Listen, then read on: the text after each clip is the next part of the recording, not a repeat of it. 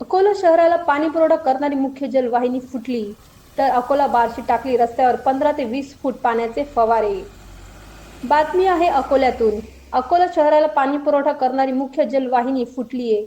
अकोला बार्शी टाकली रस्त्यावरील शिवापूर फाट्याजवळ ही जलवाहिनी फुटली आहे।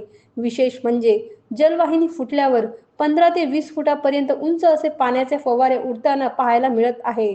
रस्त्यावर येणाऱ्या जाणाऱ्या वाहनांवर हे पाण्याचे फवारे उडत आहेत। रस्त्याला पाणी पुरवठा करणारी मुख्य जलवाहिनी फुटल्याने लाखो लिटर पाणी अक्षरशः रस्त्याचा फटका अकोला शहराला बसण्याची शक्यता व्यक्त होत असून पाणी पुरवठा विस्कळीत होण्याचा अंदाज व्यक्त होत आहे।